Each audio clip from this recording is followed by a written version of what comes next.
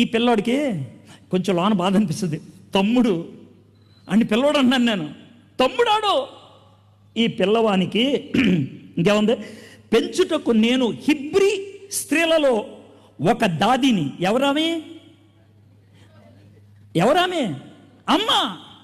అమ్మని ఏమని పిలుస్తుంది? దాది.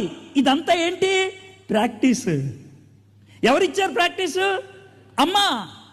అమ్మ ప్రాక్టీస్. ఇక్కడ ప్రాక్టికల్స్ అయిపోతున్నాయి. నీ పిల్లలకి అలా నేర్పించావా? నీ పిల్లలకి అలాంటి ప్రాక్టీస్ ఇచ్చావా? యేసయ్య నా దేవుడు అని ప్రాక్టీస్ ఇచ్చావా? నేను చచ్చినా బతికినా యేసయ్యతో అని చెప్పించావా? పెద్ద అయిన తర్వాత తెలుసుకుంటారులే అన్నావు, కానీ చిన్నప్పుడు చెప్పింది మే. 6 ఏళ్ళప్పుడు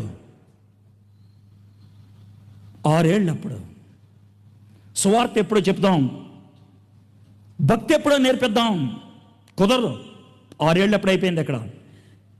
ఈయన కోసం ఒక దాదిని తీసుకొని రానా అని చెప్తే, అందుకు ఫరో కుమార్తె వెళ్ళమని చెప్పగా, వెళ్ళమ్మా అనగా ఆ చిన్నది వెళ్ళి ఆ బిడ్డ తల్లిని పిలుచుకొని వచ్చినాం. అమ్మ దగ్గరికి పరిగెట్టి వచ్చాను. మమ్మీ ఏమైందే?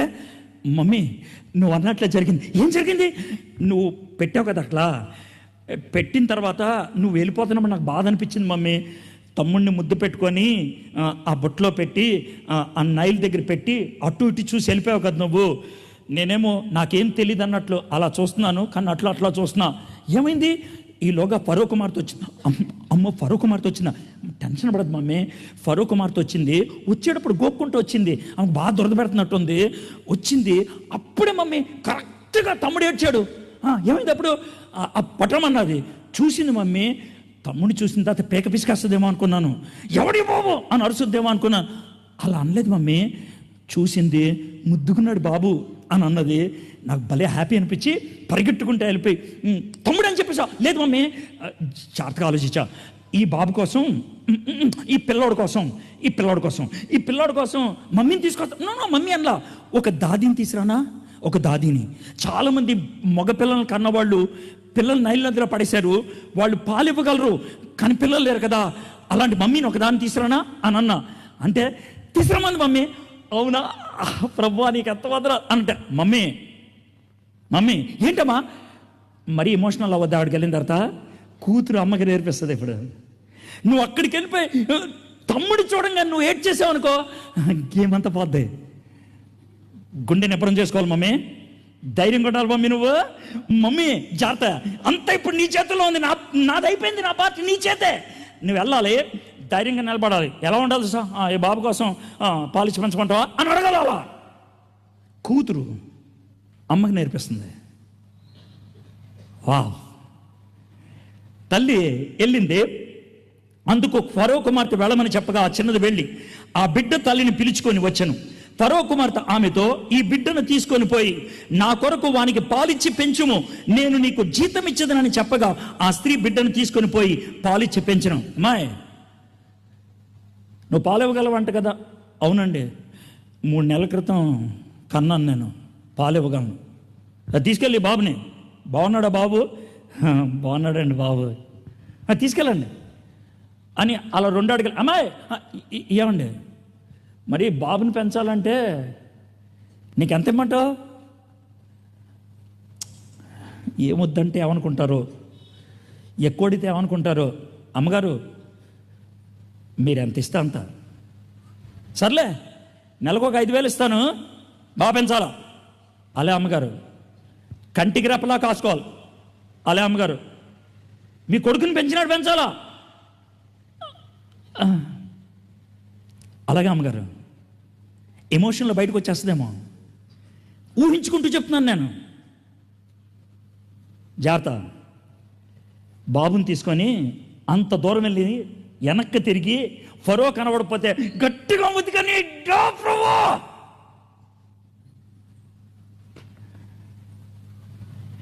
దేవుని కోసం రిస్క్ తీసుకుంటే వచ్చేటువంటి రిజల్ట్ అదే. ఆ బాబుని తీసుకొని వెళ్ళి ప్రతి నెల 5,000 జీతం వచ్చేస్తుంది. బాబుని అద్భుతంగా పెంచుతుంది. వాడికి రోజు పొద్దున్నే గుడ్లు, సాయంత్రం పడుకునే ముందు హార్లిక్స్, మధ్యాహ్నం ఫ్రూట్స్ పెడితే గుండు పిక్కలాదాయన ఉంటాడు. ఎవరో? మోషే. ఈ పక్కన అహరోను వెక్కగా ఉండి ఉంటాడు, ఆ పక్కన మిరియాము ఇలా ఉండి ఉంటుంది. ఏమ్మా ఇది మిరియాము ఇంత బక్కగా ఉంది, ఈడేమో అహరోను ఇలా బక్క ఉన్నాడు, వీడికి జీతం వచ్చిందయ్యా, వాళ్ళకి రాలా. నేను ఇది సరదాగా చెప్పట్లా. మీ పిల్లల్ని దేవుడి కోసం పెంచితే కావాల్సినటువంటి వనరులు ఎవరిస్తారు? అది మీరు దుబాయ్ వెళ్ళక్కర్లా. అర్థమైందా? దిగిందా బుల్లెట్? అమ్మా దుబాయ్ ఎందుకు వెళ్ళావు? పిల్లల్ని పెంచడానికండి. ఏమ్మా ఇజ్రాయెల్ ఎందుకు వెళ్ళావు? పిల్లల్ని పెంచడానికండి. పెంచావు పిల్లలు అడ్డగాడిదలాగా, ఎవడన్నా ఉపయోగపడతాడా? ఏం లేదు. ఎవడి కోసం పెంచావు? దెయ్యం కోసం పెంచావు, దేవుడి కోసం కాదు. దేవుడి కోసం కాదు. ఛాలెంజ్ చేస్తున్నా, దేవుడు నీకు పిల్లల నుంచి పెంచడానికి నీకు స్తోమత ఇవ్వకపోతే దేవుడు చేతగానోడు. ఎందుకు రిస్క్ తీసుకోరు? ఎందుకు సాహసించరు? ఎందుకు భార్యాభర్తలు కలిసి ఉండరు? ఎందుకు కుటుంబ వ్యవస్థ ఉండదు? పరాయి దేశాలకు వెళ్ళకూడదు అనేది నా ఉద్దేశం కాదు. ఆలోచించండి, ప్రార్థన చేయండి. డబ్బుల సంపాదన ఒక్కటే కారణమైతే ఎక్కడో తేడా ఉన్నది. ఏ కారణంతో వెళ్తున్నాం? ఎక్కడికి వెళ్తున్నాం? సరే, ఆ బిడ్డ పెద్దవాడై తర్వాత ఆమె ఫరో కుమార్తె యొద్దకు అతన్ని తీసుకొని వచ్చును. మోషే ఎప్పుడు దాకా పెరిగి ఉంటాడు వాళ్ళ అమ్మ దగ్గర? బహుశా 10 ఏళ్ళు. ఎందుకని? 10 ఏళ్ళకి వాడి స్నానం చేసుకోవటం వాడికి వచ్చు, 10 ఏళ్ళకి వాడు అన్నం తింటం వాడికి వచ్చు, 10 ఏళ్ళకి వాడు బట్టలు వేసుకోవడం వాడికి వచ్చు, 10 ఏళ్ళకి వాడు పనులు చేసుకోవడం వచ్చు. బాబు 10 ఏళ్ళు అయిందయ్యా, అన్నీ చేయటం వచ్చని ఫరో కుమార్తె కబురు పెట్టున్నది. ఏమా చాలా కాలం అయిపోయింది, బాబు ఎలా ఉన్నాడు చూపించు. వీడికి స్నానం చేయటం వచ్చా? వచ్చమ్మా. బట్టలు వేసుకోవడం వచ్చా? వచ్చమ్మా. అన్నం అయితే తింటం వచ్చా? వచ్చమ్మా. బాగా నేర్పించావా? నేర్పించాను. ఇంకొదే బా. 10 ఏళ్ళు. కానీ 10 ఏళ్ళు బట్టలు వేసుకోవటం, అన్నం తినటం, స్నానం చేయటమే కాదు, ఇంకా చాలా నేర్పించింది. ఒక్కటి చెప్తాను, ఒక్కటి నేర్పించండి. బాబు ఏంటి మమ్మీ, మన దేవుడు ఉన్నాడు రా. మమ్మీ మన దేవుడు ఎవరు మమ్మీ? మన దేవుడు ఎవరంటే మన తాత ఉన్నాడే, మన తాత పేరేంటి? యాకోబు. ఓకే, ఆయన దేవుడు. ఓకే, ఆయన పేరేంటి?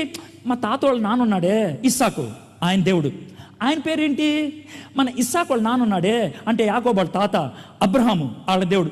మమ్మీ అబ్రహాం దేవుడు, ఇస్సాకు దేవుడు, యాకోబు దేవుడు అన్నాడు. ఇంతేనా ఆయన పేరు? రాయ్, ఆయన పేరు అడగొద్దు, పేరు అంతా పిలిచేటువంటి దమ్ము లేదురా మనకి. అవునా, సరే మమ్మీ, సరే మమ్మీ. మమ్మీ నాకు ఒక కోరిక ఉంది మమ్మీ. ఏంట్రా? మమ్మీ నాకు ఒకసారి దేవుని చూడాలని కోరుకుంది మమ్మీ.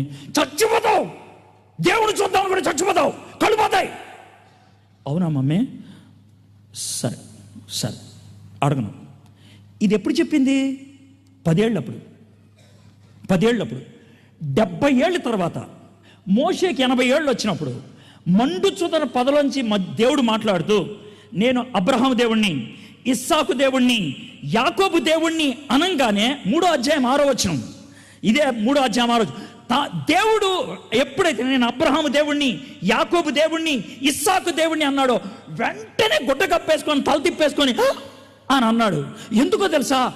70 ఏళ్ళ క్రితం వాళ్ళ అమ్మ చెప్పిన మాట గుర్తొచ్చింది. అప్పుడు 10 ఏళ్ల చిన్న బాబుగా ఉన్నప్పుడు వాళ్ళ దేవుణ్ణి పరిచయం చేస్తే 70 ఏళ్ళ తర్వాత కూడా మర్చిపోలేదు. ఈ మధ్యలో బైబిల్ చదివాడా?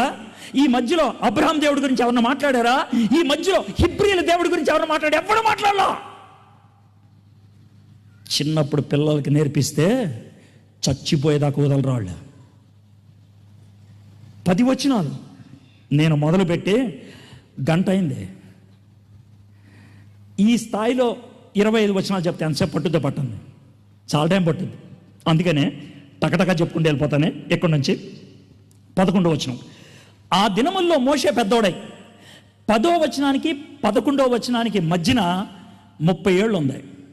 10వ వచనానికి 11వ వచనానికి మధ్యన 30 ఏళ్ళు. 30 ఏళ్ళు పెద్దోడయ్యాడు. సార్ ఈ 30 ఏళ్ళు ఏ కాలేజీలో చదివాడు? ఎవడికి తెలుసురా? ఈ కాలేజీలో చదివినప్పుడు ఎన్ని మార్కులు వచ్చినాయి? నీకు ఎందుకురా? మనోడు ఎన్ని సబ్జెక్టులు నేర్చుకున్నాడు? నీకు అనవసరం రాదే. మనకు అనవసరమయ్యి పెద్దోడయ్యాడు. ఒకటి తెలుసు, సకల విద్యల్లో ప్రావీణ్యుడయ్యాడు. చాలా విద్యలు నేర్చుకున్నాడు ఆయన. ఆ దినముల్లో మోషే పెద్దవాడై తన జనముల యొద్దకు వచ్చి, ఎవరొద్దకి? తన జనములు అంటే ఎవరు? హిబ్రీలు. అంటే మోషే ఎవరితో ఉంటున్నాడు? ఐగుప్తీలతో ఉంటున్నాడు. ఎక్కడుంటున్నాడు? ఫరో కోటలో ఉంటున్నాడు. ఎలా బతుకుతున్నాడు?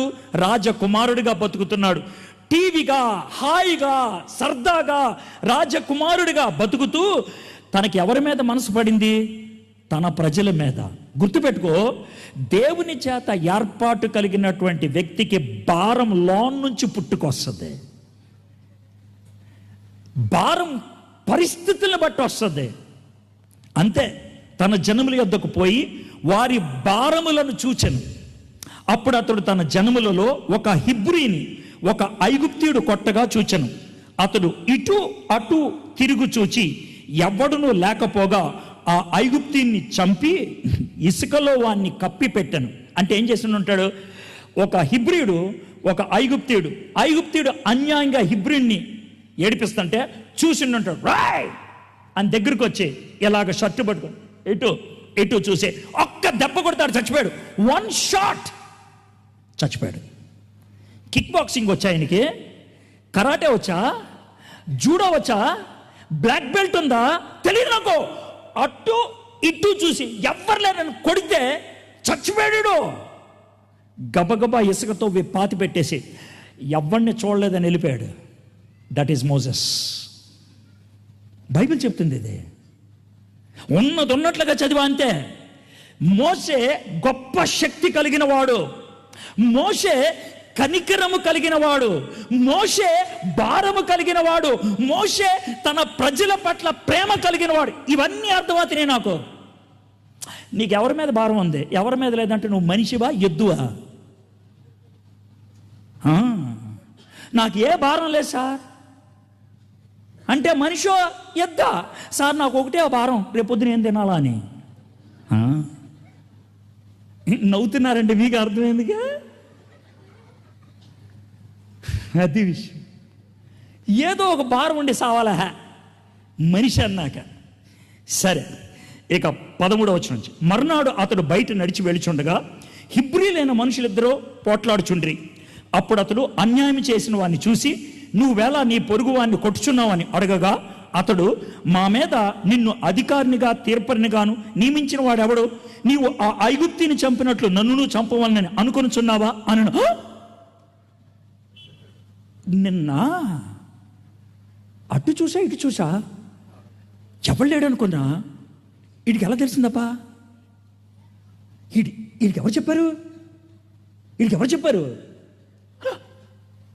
రాజుగారికి తెలిస్తే ఈ విషయం, పెద్దోళ్ళకి తెలిస్తే విషయం, మన పరిస్థితి అయిపోద్ది. నేను యువరాజుని చంపింది ఐగుప్తీయుడిని, అది కూడా హిబ్రీయుడి గురించి.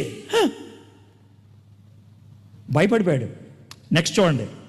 నిశ్చయముగా ఈ సంగతి బయలు పడననుకొని భయపడిన. మోషే ఎవరికి భయపడ్డాడు? ఫరోకి భయపడితే పారిపోతావు, దేవుడికి భయపడితే నిలబడతావు. క్లియర్? సిప్పోరా పూయ దేవుడికి భయపడ్డారు, నిలబడ్డారు. మోషే భయపడ్డాడు, పారిపోయాడు. భయపడే బ్యాచా? దేవుడికి భయపడే బ్యాచ్ అయితే నిలబడతావు, మనుషులకి భయపడే బ్యాచ్ అయితే పారిపోయాడు. పారిపోయి ఫరో ఆ సంగతి విని మోషే చంప చూచెను. కానీ మోషే ఫరో ఎదుటి నుండి పారిపోయి మిద్యాని దేశంలో నిలిచిపోయి ఒక బావి యొద్ద కూర్చుండెను. 11, 12 వచనాల్లో దేవుడు సకల విద్యల్లో ప్రావీణ్యుడు అవడానికి వెసులుబాటు కలిగించాడు. మీలో చాలామంది చక్కగా చదువుకున్నారు, అంత దాకెందుకు? ఈ సార్ గారు ఒంట్లో బాగోపోయినా చావు బతుకులతో పోరాడుతూ స్టేజ్ మీద కూర్చొని 31వ మీటింగ్ అంట, కరెక్టేనా? 31 సంవత్సరాల నుంచి వచ్చేసే బ్యాచ్ కూడా ఉన్నారు. ఇక్కడ ఉన్నారా? ఎప్పుడు వచ్చి తినేసి పోతారు ఈ అర్థమద్దే. ఎవరికి ఉపయోగపడరు, తినేసి వెళ్ళిపోతారు. పైగా చివర్లో మార్కులేసి వెళ్తారు టీచర్ లాగా. ఈ ప్రసంగం ఇక్కడ బాగాలేదురా, ఆ పాటలు అస్సలు బాగా, ఇది బాగున్నారా, దాని బాగా. మార్కులు వేసుకోవడానికి వచ్చారు ఇక్కడికి. మేము స్టూడెంట్లు, మీరు టీచర్లు. ఎవరికి ఇన్ని మార్కులు వేస్తారు? అందుకే మీరు వచ్చింది. నేర్చుకోరు, తినేసిపోతారు. తినేసి అంటే అన్నం అనుకొని బాధపడద్దే, అంతకంటే విలువైంది వాక్యం తినేసిపోతున్నారు. ఎంత తింటున్నారంటే ఒక్క పిండి కూడా రాలేదు మీ జీవితానికి. ఛీ, ఇది పరిస్థితి. దేవుడు మోషేకి సకల విద్యల్లో ప్రావీణ్యత ఇచ్చాడు, కానీ ఒక్కటి నేర్పించలేకపోయాడు. ఏంటది? దేవుని యందు భయము. ఆ దేవుని యందు భయము అనేది నేర్పించడానికి ఒక్క పాఠం నేర్పించడానికి 40 ఏళ్లలో ఇన్ని పాఠాలు నేర్పిస్తే ఇంకో 40 ఏళ్ళు పట్టింది ఒక్క పాఠం నేర్పించడానికి. ఏంటా పాఠం? దేవునికి భయపడటం, దేవుని మీద ఆనుకోవటం. భయపడి మిథ్యానికి వెళ్ళిపోయాడు, ఒంటరి వాడైపోయాడు. మీకు మాట చెప్పమంటారా?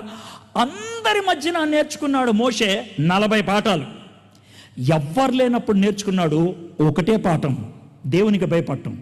సార్, ఈ 40కి ఈ ఒక్కటికి ఏది ప్రాముఖ్యం అంటే మీరే చెప్పండి. మా ఇంటికి ఎవరో వచ్చారు, ఏమండి ఈ మధ్యన నేను వాషింగ్ మిషన్ కొనుక్కున్నాను. అబ్బా, బట్టలన్నీ అదే ఉతికేస్తుందా? అవును సార్. సార్, నేను ఈ మధ్యన నేను ఎలక్ట్రిక్ స్టవ్ కొనుక్కున్నా. ఆహా, పొయ్యి మీద పడితే అదే వండేస్తుందా?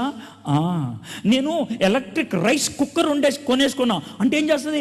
బియ్యం వేసి నీళ్ళు పోస్తే చాలు, కొద్దిసేపటికి అదే అన్నం అయిపోద్ది. అబ్బా, నేను ఓవెన్ కొనుక్కున్నా, కూర దాంట్లో పెట్టేస్తే 10 నిమిషాల్లో కూర అయిపోయి వచ్చేస్తా. అబ్బా, చాలా బాగుంది. ఏసీ కొనుక్కున్నా, వేడుకుంటే కనుక చల్లగా చేసేస్తుంది. అబ్బా, మీకేంటి సార్? ఏసీ ఉంది, వాషింగ్ మెషిన్ ఉంది, కుక్కర్ ఉంది, రైస్ కుక్కర్ ఉంది, సూపర్. కానీ సార్, కానీ కరెంటే లేదు సార్ మా ఇంట్లో.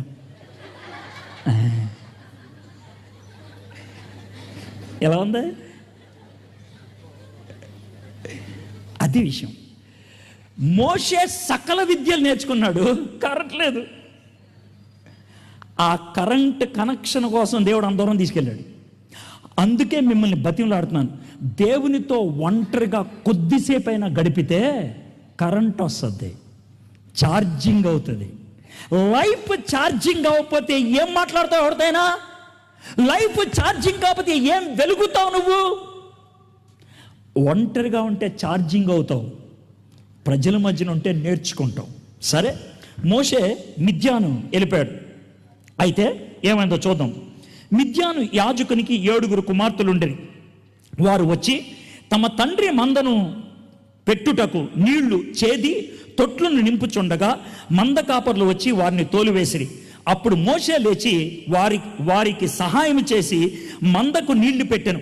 మోషే గురించి మీకేం అర్థం అవుతుంది? ఇక్కడ ఆపేస్తే మోషే గురించి మీకేం అర్థం అవుతుంది? కొంచెం ఆలోచించి చెప్పండి. ఇక్కడ దాకా మోషే గురించి చదివి వదిలేస్తే మీకేమర్థం అవుతుంది? ఒక ఐగుప్తీయుడు హిబ్రీయుడు కొట్టుకుంటుంటే ఏం చేశాడు? ఐగుప్తీయుని లేపేశాడు. 2 హిబ్రీలు కొట్టుకుంటుంటే ఏం చేశాడు? వెళ్ళి తగు తెరచడానికి ప్రయత్నం చేశాడు. ఎవడో మిద్యానీయుల మీద ఎవడో ఎదురొస్తే ఏం చేశాడు? వెళ్ళి సహాయం చేశాడు. అంటే మోషేకు ఉన్నటువంటి గుణం ఏంటి తెలుసా? నోరు మూసుకుని ఉండే గుణం కాదు, ఏదో ఒకటి చేయాలి అనే గుణం. సేవకు సిద్ధపడేవాడు ఖాళీగా చేతులు కట్టుగా పిలుపు కోసం ఉన్నానండి, సిగ్గులేదరనిక. పనిచేసేవాడిని దేవుడు ఉపయోగించుకుంటాడు, కానీ ఇంట్లో తిని తొంగున్నవాడిని పిలుస్తాడు రా దేవుడా.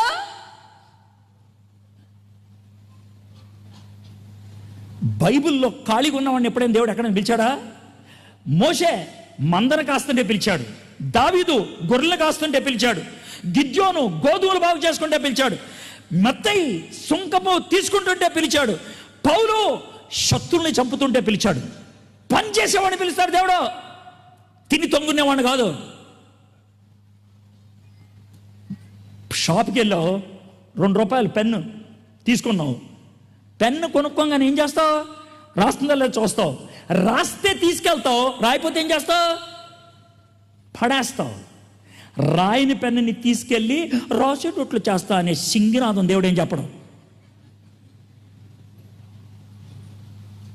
అది అక్కడ కాదు, వేరే చోట. అక్కడ మాత్రం రాసేదే కావాలి, పనిచేసేది కావాలి, తిరిగేది కావాలి, కదిలేది కావాలి, పని చేయడానికి ఇష్టపడేది. మోషే కనికరం చూపించేవాడు, పని చేసేవాడు. ఇదే మోషే గురించి దేవుడు చాలా కాలం తర్వాత ఇచ్చిన స్టేట్మెంట్ ఏం తెలుసా? మా ఇంటంతట్లో నమ్మకమైన వాడే. మిద్యానీల దగ్గరికి వెళ్తే సహాయం చేస్తాడు, ఐగుప్తుల దగ్గరికి వెళ్తే సహాయం చేస్తాడు, హిబ్రీల దగ్గరికి వెళ్తే సహాయం చేస్తాడు, ఎక్కడికి వెళ్ళినా సహాయం చేసేవాడు వీడు. అందుకే ఏర్పరచుకున్నా ఆయన్ని. దేవుడు నిన్ను ఏర్పరచుకోవడం నీలో ఒక్క మంచి గుణం ఉందా నీకు? మోషే. సరే, వారు తమ తండ్రి అయిన సరే, అప్పుడు మోషే లేచి వారికి సహాయము చేసి మందకు నీళ్లు పెట్టాను.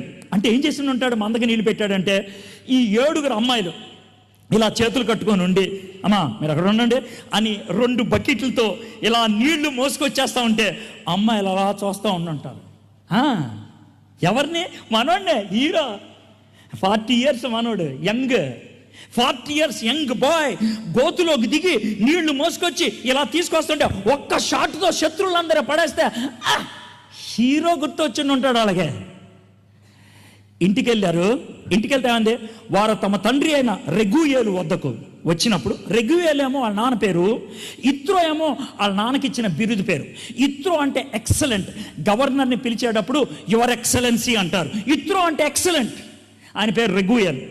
అతడు నేడు మరింత త్వరగా ఎట్లు వచ్చిందని. ఏమా అంత త్వరగా వచ్చారు? 7 పిల్లలు, అందరూ ఆడవాళ్లే. 7 పిల్లల్ని ఏమా ఇంత త్వరగా వచ్చారంటే ఫస్ట్ ఎవరు మాడతారు చెప్పండి నాకు? 7 ఎవరు మాడతారు చెప్పండి? కొంచెం బుర్ర ఉపయోగించి. 7 అమ్మాయిలు, 7 కూతుర్లు వస్తే ఎవరు మాట్లాడతారు ఫస్ట్? పెద్దమ్మాయి. డాడీ, అమ్మాయి పేరు సిపోరా. డాడీ, ఏమ్మా చెప్పమ్మా సిపోరా. డాడీ, ఆయన ఎవరో వచ్చాడు డాడీ, కండలు ఉన్నాయి డాడీ, ఖతర్నాకున్నాడు డాడీ. ఏం చేశాడమ్మా? వచ్చి ఒక్క దెబ్బ కొడితే పడిపోయారు డాడీ వాళ్ళు. ఆ తర్వాత డాడీ ఆయన వెళ్ళిపోలా, మీరు ఉండండి అమ్మా అని అన్ని నీళ్లు టకటక మోసేసాడు డాడీ. అలా నీళ్లు పోస్తూ ఉంటే చూస్తూ ఉన్నాం డాడీ. మన మందంతా నీళ్లు తాగేసిన తర్వాత వచ్చేసాం. సిగ్గులేదు నీకు? అదేం డాడీ అలా అన్నావా? అంత సహాయం చేస్తే వదిలేసి వచ్చావా? వెళ్ళిపట్రా అంటే ఇప్పుడు చూద్దాం. అందుకు వారు, ఐగుప్తుడు ఒకడు మంద కాపర్ల చేతుల నుండి మమ్మల్ని తప్పించి వడిగా అంటే అర్థం ఏంటి? స్పీడ్గా వడిగా నీళ్లు చేది మన మందకు పెట్టిననగా అతడు తన కుమార్తెల్లో, అతడెక్కడ? ఆ మనుషుని ఎలా విడిచి వచ్చి తిరిగి భోజనం అతను పిలుచుకొని రండి అని. మోషే ఆ మనిషిని ఇప్పుడు రెగూయేల్ కుమార్తె పెద్ద కూతురు పేరేంటి? సిపోరా. పరిగెట్టుకుంటా, ఏమండి మీ పేరేంటో? అదే మన మోషే. ఏమన్నా మోషే గారు, మా నాన్నగారు రమ్మంటున్నారు, వస్తారా? సరే అమ్మా, వచ్చి ఉంటాడు. ఏం పేరే అనేది? సార్ నా పేరు మోషే. ఎక్కడి నుంచి వచ్చావు? సార్ నేను ఐగుప్తు నుంచి వచ్చా. నువ్వెవరివే? ఏదోలేండి, అక్కడ ఉండేవాడిని, కొన్ని కారణాలతో వచ్చాను ఇక్కడికి. ఏమైంది? చిన్న గొడవ అయింది సార్ అక్కడ. ఏంటంటావు ఇప్పుడు? ఏం సార్, ఆ గొడవ తీరేదాకా అక్కడికి వెళ్ళలేను సార్. మరి ఎక్కడ ఉంటావు? నాకు ఎక్కడ ఏమి ఇల్లు లేవు సార్. మరి ఓ పని చేయకూడదా? చెప్పండి సార్, మా ఇంట్లో ఉండొచ్చు కదా. ఉండమంటే ఉంటాను సార్, బయట ఉంటాను సార్. ఉండు, మా దగ్గర అన్నం తిను. 4 రోజులు చూసి ఉంటాడు. అమ్మా సిపోరా, నాన్నగారు ఏంటండి? మరి అబ్బాయి మోషే బాగున్నాడు కదా? బాగున్నాడు డాడీ. ఏమంటాను? నేనేమంటాను డాడీ? మీరేం చెప్తా అదేనమ్మా, 4 రోజుల నుంచి చూస్తున్నాను, కుర్రోడు బాగున్నాడు, నమ్మకంగా ఉంటాడు. మరి నువ్వు ఓకే అంటే పెళ్లి చేద్దాం. సరే డాడీ. మరి ఆయన అడగండి, బాబు మోషే, అయ్యగారు చెప్పండి, మరి వచ్చావు 4 రోజులు ఉన్నావు, మరి నీ పెళ్లి సంగతి ఏంటి? నాకెవరున్నారు సార్? అలా అనొద్దాయా, మా పెద్దమ్మాయి చూడు, చేసుకుంటావా? సార్ మీరు ఎలా అంటే అలా సార్. పెళ్ళైపోయింది. ఈ స్టేజ్ అంతా ఎవరు సెట్ చేశారు చెప్పు? దేవుడు. నువ్వు వెళ్ళకు ముందు అక్కడ ఇల్లు తయారు చేసి పెట్టాడు దేవుడు. నువ్వు వెళ్ళకు ముందు ఒక అమ్మాయిని తయారు చేసి పెట్టాడు అక్కడ దేవుడు. అర్థమవుతుందా? కథే చదివాను నేను, ఇంకేం చదవాలా? కథే. ఎంత దివ్యమైనటువంటి పాఠాలు నేర్పిస్తాడు దేవుడు మనకి. చూద్దాం ఇప్పుడు ఏం జరిగిందో. మోషే ఆ మనుషునితో నివసించుటకు సమ్మతించాను. అతడు తన కుమార్తె సిప్పోరాను మోషేకి ఇచ్చాను. ఆమె ఒక కుమారుని కన్నప్పుడు మోషే, నేను అన్య దేశములో పరదేశినై ఉంటిని అనుకొని వానికి గెర్షోము అని పేరు పెట్టును. మోషే వాళ్ళ ఊరు మర్చిపోయాడా? చెప్పండి నాకు. మర్చిపోలా. ఎలా చెప్తారు? నేను పరదేశిని, నాకంటూ ఓ దేశం ఉంది. నేను ఇక్కడ పరాయి వాడిని, ఏదో దినం అక్కడికి వెళ్తా. ఒక ఆశ, ఒక తెలియని కోరిక, ఒక తెలియని విశ్వాసం తనలో ఉండిపోయిందా లేదా? మొదటి 10 వచనాలు పుట్టాడు, 11వ వచనం నుంచి 22వ వచనం దాకా పెరిగాడు. పుట్టాడు, పెరిగాడు. నువ్వు పుట్టావు, నువ్వు పెరిగావు. తర్వాత ఏమందో చూద్దాం. ఈ 3 వచనాలు చదివి నేను ముగిస్తాను. అలాగున అనేక దినములు జరిగిన మీదట ఐగుప్తు రాజు చనిపోయాను. దేవుడు అనేక దినముల వరకు మోషేని ఎక్కడుంచాడు? మిద్యానులో ఉంచాడు. మిద్యానులో ఒక కుటుంబంలో ఒంటరిగా ఉన్నప్పటికీ దేవుడు చాలా పాఠాలు నేర్పిస్తున్నాడు. నేను పరాయి దేశంలో ఉన్నాననే ఆలోచనలో ఉన్నాడు. గెర్షోం అని పిలిచినప్పుడల్లా, కొడుకుని గెర్షోం అని పిలిచినప్పుడల్లా ఏం గుర్తొస్తుంది? దేశం. దేశం. ప్రతిరోజు పిలిచి ఉంటాడు, గెర్షోం, నేను ఈ దేశం వాడిని కాదు. గెర్షోం, నేను ఈ దేశం వాడిని కాదు. మోషే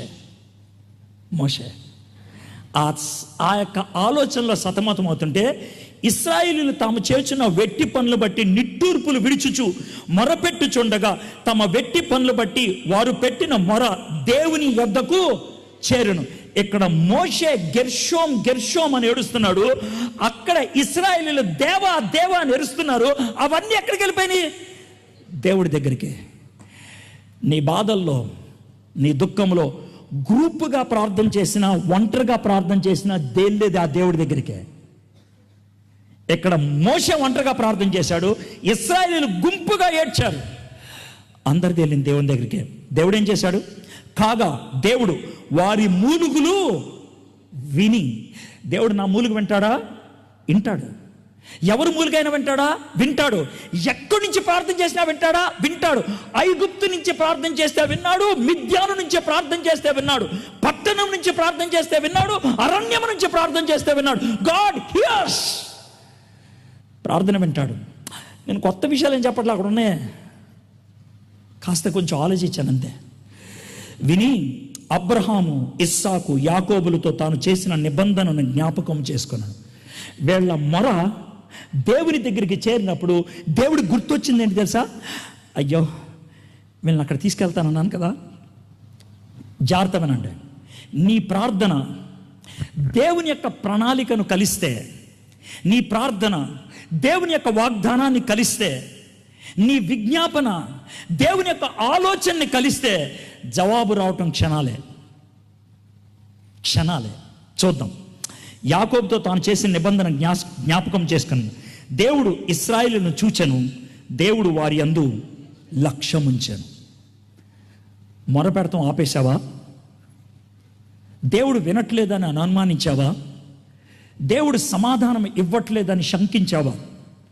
శ్రమల్లో, బాధల్లో ఇశ్రాయేలీయులు మూలుగుతుంటే దేవుడు హీరోని సిద్ధం చేశాడు. నువ్వు బాధల్లో, కష్టాల్లో, ఇరుకుల్లో, ఇబ్బందుల్లో సతమతం అవుతుంటే దేవుడు సైలెంట్గా లేడు, నీకు జవాబుని సిద్ధపరుస్తున్నాడు. మోషే గెర్షోం అని పిలిచినప్పుడల్లా, దేవా నన్ను వెనక్కి తీసుకెళ్ళవా అని అడిగాడు. ఇశ్రాయేలు, దేవా మమ్మల్ని ఎప్పుడు నువ్వు వాగ్దానం చేసిన దేశాన్ని తీసుకెళ్తున్నప్పుడు దేవుడు విన్నాడు. లెట్ us ప్రే, ప్రార్థన చేద్దాం. ఎప్పటి వరకు? దేవుడు మనకి జవాబు ఇచ్చేటంత వరకు. 2వ అధ్యాయం 25 వచనాలు, 3 భాగాలు, 10 వచనాలు. అద్భుతమైన పద్ధతిలో మోషే పుట్టాడు. 11వ వచనం నుంచి 22వ వచనం దాకా ఆశ్చర్యమైన పద్ధతుల్లో దేవుని యందు నిలబడ్డాడు. 23, 24, 25 వచనాలు దేవుడు మర్చిపోలేదు. బస్ 25 వచనాలు చచ్చిపోయేదాకా నా గుండెల్లో ఉండిపోతాయి. ఇంకా పావు వాక్యాన్ని ఉన్నట్లుగా పరిశుద్ధాత్ముడు ఇచ్చిన పద్ధతిలో ధ్యానం చేసుకున్నాం. మరి మీరు చేస్తారా?